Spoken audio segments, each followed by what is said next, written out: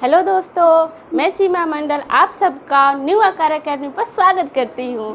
तो चलिए physiography of India पढ़ते हैं।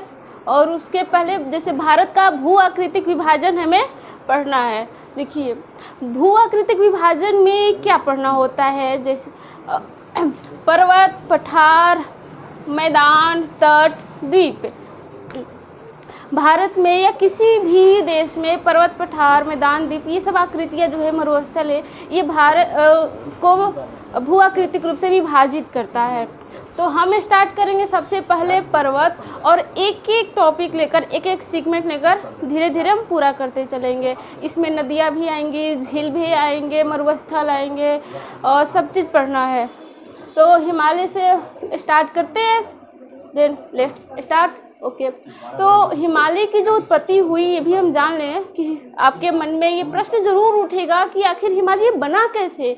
तो ये जानना बहुत ज़रूरी भी है। हिमालय की उत्पत्ति जो है ये भूसन्नति से हुई थी। अब ये प्रश्न उठता है कि भूसन्नति क्या है। तो भूसन्नति एक उथला सागर होता है जो कि सागर की जो गहराई होती है उससे बहुत ही कम होता है।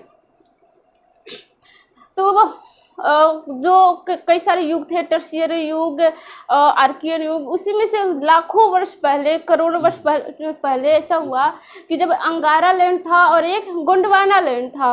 अंगारा लैंड से आने वाली नदियाँ और गोंडवाना लैंड से आने वाली नदियाँ भूसन्नति में अपने डेब्रिस जमा करती थी, अथवा यानी कि मलबा जमा करती थी इस भूसन्नति में।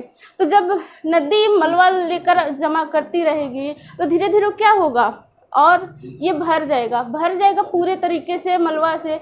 तो ये नीचे की तरफ अवतलन होगा, नीचे की तरफ इसका धंसान होगा। ठीक, जैसे आप लोग आसपास ही देखोगे, जैसे गांव वगैरह में आपने देखा होगा, कहीं भी एक गड्ढा सा रहता है और हम उसमें कूड़ा करकट कुछ भी लेकर डालते रहते हैं, और धीरे धीरे करके वो क्या होता है, भर जाता है। उसी तरीके से ये भी हुआ, ये धीरे धीरे ना भर गया। तो इसका भर गया, जैसे ये है, इसमें हमने बहुत सारी चीज़ें रख दी है, बहुत सारे मलबा। तो नीचे की तरफ भी धंसेगा, तो ये भी क्या हुआ, नीचे की तरफ धंसेगा जब इसमें भार बढ़ गया। तो अब जब भार बढ़ गया तो इस पर प्रेशर लगेगा दोनों तरफ से, ये नीचे की तरफ लटकेगा तो इस पर प्रेशर तो पड़ेगा इधर से और इधर से, दोनों तरफ से। तो संपीड़न बल उत्पन्न हुआ, संपीड़न बल मतलब दबाव उत्पन्न हुआ दोनों तरफ से। एग्जाम्पल दे रहे हैं, जैसे आप लोग छत पर कपड़े जब डालते हैं, जो रस्सी लगाई गई रहती है उस पर अगर बीच से खींचोगे तो दोनों तरफ से क्या होगा, एक बल लगेगा और एक दूसरे के नज़दीक आने की कोशिश करेंगे, नज़दीक आएंगे। वही चीज़ें हैं, ये नीचे की तरफ इसमें अवतलन हुआ, धंसा हुआ, तो ये एक दूसरे की तरफ ये मुड़ने लगे। तो जब ये मुड़ने लगे ना, तो इसी में ये जो मलबा जमा हुआ है ये मुड़ गए, ऐसे मुड़ गए, ये देखिए। तो यही हो गया वलित पर्वत। वलित मतलब होता है मुड़ना, वलन मतलब मुड़ना होता है। इसे मुड़दार पर्वत बोल दो या वलित पर्वत बोल दो। तो हमारा जो हिमालय है ना, ये मुड़दार पर्वत है, और मुड़दार पर्वत में ही रॉकीज, एंडीज, आल्पस, ये सब मुड़दार पर्वत में आते हैं। वो अलग बात है कि मुड़दार पर्वत सिर्फ भूसन्नति से ही नहीं बनता है, इसके लिए और भी जरूरी होती हैं, जैसे प्लेट टेक्टोनिक का टकराना। ये सब हम सब आगे की क्लास में पढ़ेंगे, कोई टेंशन लेने वाली बात नहीं है। तो चलिए आगे देखिए, जैसे प्रेशर इधर से पड़ रहा तो किनारे वाले भाग पर ज़्यादा प्रेशर पड़ा, इधर भी प्रेशर पड़ा, तो बीच वाले भाग पर कम पड़ा अपेक्षाकृत। ये यहाँ से प्रेशर पड़ा तो यहाँ ज़्यादा हो गया प्रेशर, और यहाँ भी ज़्यादा हो गया, तो यहाँ तो वलित पर्वत बन गया और यहाँ भी बन गया। बीच वाली क्या होगा, ये जो बीच वाला भाग होता है ये मध्य पिंड बन गया। ये इस पर कम दबाव पड़ा तो ये फोल्ड नहीं हुआ, ये ऊंचा तो हुआ लेकिन फोल्ड नहीं हुआ, तो यही इसको मध्य पिंड बोला गया। ये मध्य पिंड और कुछ नहीं है, जो हमारे हिमालय के नॉर्थ साइड में क्या है, तिब्बत का पठार है, मध्य पिंड वही तो है, तिब्बत का पठार, और कुछ नहीं है। तो ये हिमालय बन जाता है और मध्य पिंड बन जाता है। और इसी में देखिए, एक बार बन गया, एक बार ये मुड़दार पर्वत बन गया, ठीक है। फिर और आगे नदियाँ आ रही हैं, मलबा ला रही हैं, जमा कर रही हैं धीरे धीरे, तो फिर इसमें क्या हुआ, फिर इसमें वलन हुआ, दोबारा हुआ, ठीक। इसी प्रकार 3 टाइम्स 4 टाइम्स ऐसे होते रहे। तो इसी में क्या हुआ, एक बार ट्रांस हिमालय बन गया, एक बार ग्रेटर हिमालय बन गया, और एक बार बृहद हिमालय, ग्रेटर हिमालय ही बृहद हिमालय है, महान हिमालय। उसके बाद लघु हिमालय बन गया जिसे लेसर हिमालय कहते हैं। उसके बाद शिवालिक हिमालय बन गया। वही सारी चीज़ें, मतलब जितने बार ये मोड़ा, जितने बार इनका धंसाव हुआ, जितने बार प्रेशर हुआ, उतने बार बार ये वलित पर्वत बनते गया। इसी प्रकार ये बना ट्रांस हिमालय, ग्रेटर हिमालय, लघु हिमालय, शिवालिक हिमालय। इसका क्रम से याद होना आपको बहुत ज़रूरी है। उत्तर से दक्षिण, दक्षिण से उत्तर, ये क्रम वाइज, ठीक है। ये है हमने लिखा जम्मू कश्मीर का ये मैप है।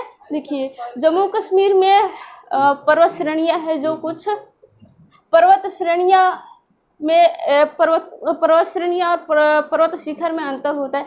एक पर्वत श्रेणी में कई सारे शिखर होते हैं, जैसे केटू हो गया, गशेरब्रूम हो गया, ये सारी हो गई। तो इसका भी क्रम देख लीजिए।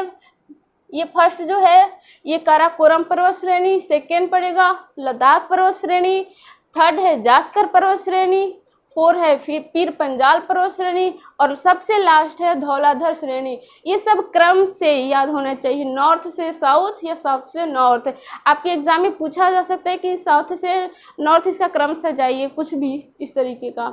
इसका ट्रिक क्या है, एकदम ट्रिक से याद होगा आपको। ये कालजापीद, कालजापीद नोट कर लीजिएगा, कालजापीद। का से काराकोरम पर्वत श्रेणी 1 नंबर, ल से लद्दाख पर्वत श्रेणी 2 नंबर, जा से जास्कर पर्वत श्रेणी 3 नंबर, पी से पीर पंजाल श्रेणी 4 नंबर, और ध से धौलाधर पर्वत श्रेणी 5 नंबर। तो ये भी है नॉर्थ से साउथ की तरफ क्रम से हो गया।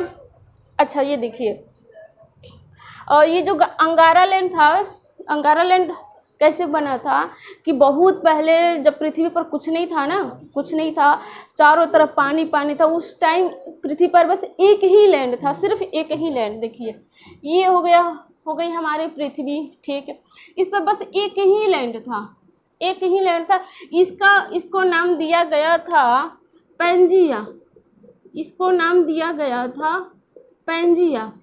ये लैंड था और इसके चारों ओर ना सिर्फ और सिर्फ पानी था, सिर्फ और सिर्फ पानी था। इस पानी को कहा गया, जो महासागर था, इसको कहा गया पैंथालासा, पैंथालासा इसको बोला गया, पैंजिया और पैंथालासा। अब हमारा जो लैंड है ये हमेशा तैरता रहता है, जो नीचे मेंटल वगैरह है उस पर आगे की क्लास में पढ़ाएंगे कैसे तैरता है। फिलहाल इतना जानिए कि जो हमारा लैंड है ये तैरता रहता है, फ्लो करता रहता है, और इसके साथ साथ हम भी तैरते रहते हैं एक जगह से दूसरे जगह, ठीक। तो ये इसमें गति होती रही और ये 2 भागों में बट गया। ये पैंजिया जो है 2 भागों में बट गया, एक भाग ऐसे हो गया और दूसरा भाग जो हो गया ये हो गया ये। तो और ये तो है ही अपना, ठीक है। ये हो गया अंगारा लैंड 1 नंबर, ये अंगारा लैंड वही मैंने लिखा यहाँ, और जो 2 नंबर है ये गोंडवाना लैंड हो गया।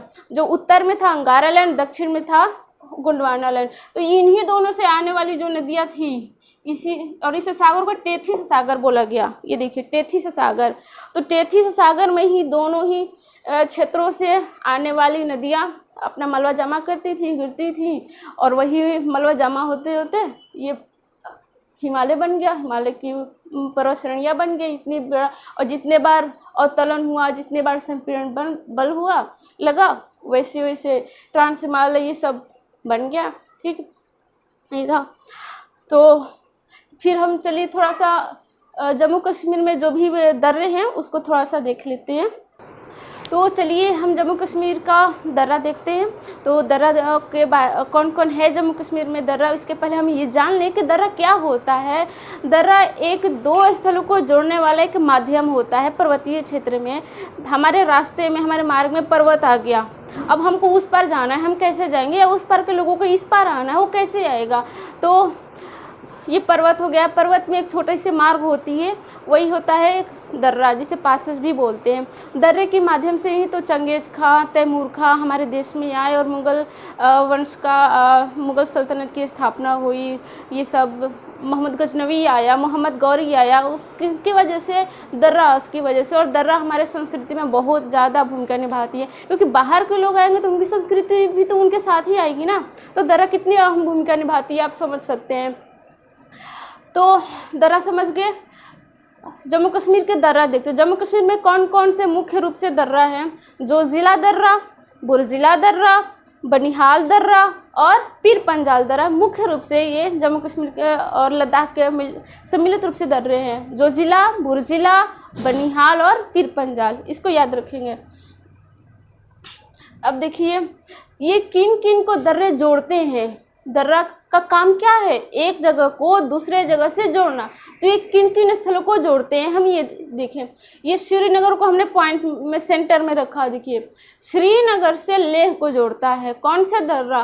जोजिला दर्रा। श्रीनगर को लेह से जोड़ता है जोजिला दर्रा, या लेह को श्रीनगर से जोड़ता है जोजिला दर्रा। ठीक। अब फिर श्रीनगर से गिलगिट को जोड़ता है बुरजिला दर्रा। कौन? श्रीनगर को गिलगिट से जोड़ता है बुरजिला दर्रा, या गिलगिट को श्रीनगर से जोड़ता है बुरजिला दर्रा। फिर आइए श्रीनगर से जम्मू को श्रीनगर से जोड़ता है बनिहाल दर्रा। जवाहर सुरंग के माध्यम से बनिहाल दर्रा जोड़ता है जम्मू को श्रीनगर से।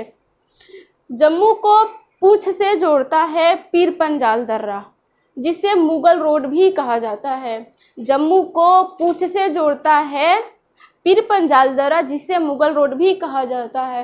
तो ये जो स्ट्रक्चर है ना, अपने माइंड में सेट जरूर कर लीजिएगा, क्योंकि ये जो माइंड में सेट हो जाएगा तो आपको रटने की जरूरत बिल्कुल नहीं पड़ेगी कि अरे श्रीनगर से कौन जुड़ता है, श्रीनगर और लेह के बीच में कौन सा पासेज है, इतना कन्फ्यूजन नहीं रहेगा कौन है नहीं, बिल्कुल नहीं। तो ये मैप आप जो है एरो के हिसाब से आप बना लीजिएगा, ज़रूर नोट डाउन कीजिएगा, ताकि आपको याद करने में कोई झंझट नहीं रहेगा। श्रीनगर से लेह, श्रीनगर से गिलगिट, श्रीनगर से जम्मू, जम्मू से श्रीनगर, जम्मू से पूंछ, ये है।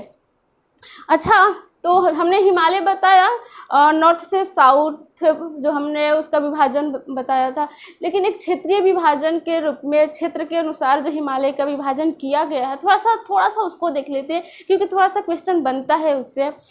इस क्वेश्चन पे बनता है कि पंजाब हिमालय जो है उसके बीच में कौन कौन सी नदियाँ सीमा बनाती है। पंजाब हिमालय और कुमायूं हिमालय के बीच में कौन सी नदियाँ बहती हैं, बताइए। तो ज़्यादा टेंशन लेने वाली कोई बात नहीं है कि कौन सी नदियाँ बहती है और दिमाग पर प्रेशर लेने, अरे कैसे याद करें, ऐसा कुछ नहीं है। हम एक बहुत ही शॉर्ट ट्रिक बताएंगे और आपके दिमाग में एकदम फिट हो जाएगा। आपका कभी क्वेश्चन इससे रिलेटेड तो बिल्कुल नहीं छूटेगा। चलिए, तो देखिए ये हमने हिमालय खींचा, ठीक। हिमालय यहाँ से जो है पंजाब हिमालय, कुमायूं हिमालय, नेपाल हिमालय और असम हिमालय। पंजाब हिमालय, कुमायूं हिमालय, नेपाल हिमालय और असम हिमालय, ठीक। ये है क्षेत्रीय विभाजन हिमालय का। इनके बीच में नदियाँ जो विभाजन करती है, सीमा बनाती है, वो देखते हैं। तो पंजाब को सिंधु और सतलज, देखिए सिंधु नदी बह रही है यहाँ पर सतलज नदी आ रही है। पंजाब और कुमायूं के बीच में सतलज है और पंजाब के उत्तर साइड में सिंधु। फिर कुमायूं और नेपाल हिमालय के बीच में ये काली नदी, नेपाल और असम के बीच में तीस्ता नदी, और असम ये दिहांग हो गया, दिहांग नदी यहाँ पर बह रही है। तो नेपाल हिमालय कौन कौन सी नदी के बीच में स्थित है? नेपाल हिमालय कौन कौन सी नदियों के बीच में स्थित है? दोनों तरफ की, है ना। तो देख लीजिए, काली, तीस्ता, कुमायूं हिमालय, सतलज और काली। इसको ट्रिक है, इसको कैसे याद करना है। पंजाब हिमालय, पनसीस, क्या है ट्रिक? पनसीस, पन से पंजाब, सी से सिंधु, स से सतलज, पनसीस Punjab, Sindhu plus Sutlej equal to पनसीस पंजाब हिमालय, ठीक। कुस्का, कुमायूं हिमालय, सतलज नदी और काली नदी के बीच में है Kumaon Himalaya, Kumaon equal to Sutlej plus Kali नदी, ठीक। नेकाती, नेपाल हिमालय, का से काली, ती से Teesta. Nepal Himalaya is equal to Kali नदी प्लस तीस्ता नदी, इन दोनों के बीच में।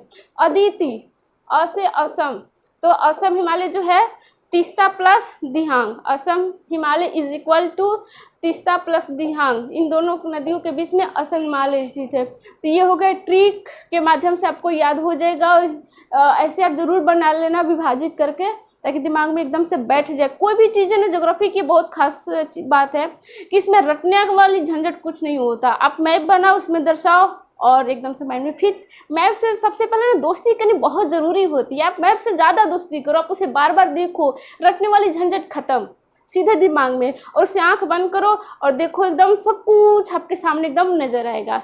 जैसे मूवी देखते हो तो सब कुछ दिखता ही रहता है, वैसे ही। ठीक है, तो दोस्तों आज का सवाल है आपके लिए, बताना कमेंट बॉक्स में कि दक्षिणी आल्प्स पर्वत जो है वो कहाँ स्थित है। ठीक है, आप कमेंट बॉक्स में ज़रूर बताइएगा, हमें आपकी कमेंट का, आपके आंसर का इंतज़ार रहेगा। तो दोस्तों आज के लिए बस इतना ही, कल मिलते हैं फिर नेक्स्ट क्लास में। तो ये बात कहने की ज़रूरत ही नहीं है कि like share and subscribe. Bye.